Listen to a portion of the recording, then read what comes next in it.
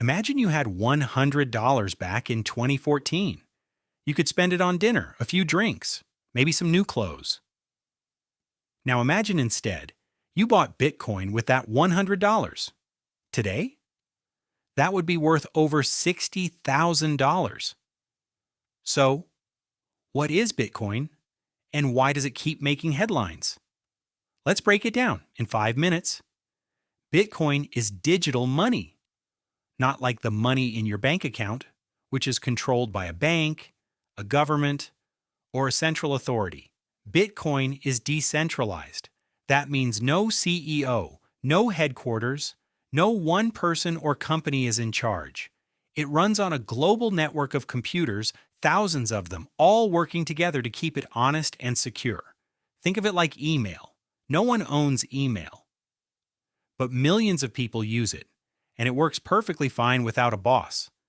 Bitcoin is the same idea, but for money. Here's where it gets interesting. There will only ever be 21 million Bitcoins, ever. That number is written into the code. No one can change it, not governments, not banks, not even the original creator. Compare that to regular money, also called fiat currency. Governments can print more dollars, euros, pounds, whenever they want, and they do. When more money is printed but the same amount of goods exist, your money buys less. That's inflation. Bitcoin is designed to be the opposite. Limited supply means each coin could become more valuable over time, as more people want it. Gold works the same way. You can't print more gold. That's why people have used it as a store of value for thousands of years. Bitcoin is often called digital gold for exactly this reason. Let's make this real with some numbers. 10 years ago, 2014, one Bitcoin cost around $400. For that money today, you'd struggle to buy a decent smartphone. Back then, one Bitcoin, 5 years ago, 2019, one Bitcoin cost around $7,000. That's a solid laptop, a plane ticket plus a holiday. But one Bitcoin. Today in 2024, one Bitcoin costs over $60,000. That's a brand new car, a year of university tuition, a down payment on a house. Still one Bitcoin. Meanwhile, what happened to the dollar? In 2014, $1,000 in the bank would have the buying power of around $780 today, thanks to inflation. Bitcoin went the other way. You might be thinking, isn't it dangerous to have no one in charge? Actually, that's exactly the point.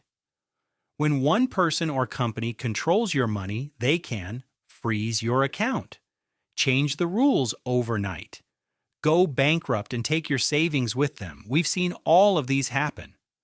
With Bitcoin, the rules are set in code. They don't change based on who's in power, what country you're in, or what a government decides on a Tuesday morning. No one can freeze your Bitcoin. No one can devalue it by printing more. For millions of people living under unstable governments or with weak currencies, this isn't just interesting, it's life-changing. Here's something most people don't think about. Try sending $10,000 to someone in another country. Bank transfer? 3 to 5 business days. Fees. Paperwork. Limits. Bitcoin? You can send any amount to anyone anywhere in the world in minutes for a small fee. No permission needed. You can also carry your entire Bitcoin wealth in your head, literally. A single password phrase gives you access to your funds from any device, anywhere on Earth. Try doing that with gold bars. So to sum it up, Bitcoin is digital, decentralized money with a fixed supply of 21 million coins, no central authority, and the ability to move freely across borders. Is it perfect? No. It's volatile. It's still young. But as a hedge against inflation and a store of value? The last 10 years have been hard to argue with. If you found this useful, subscribe to Money in 5. Every week, one financial concept, 5 minutes, no fluff. See you in the next one.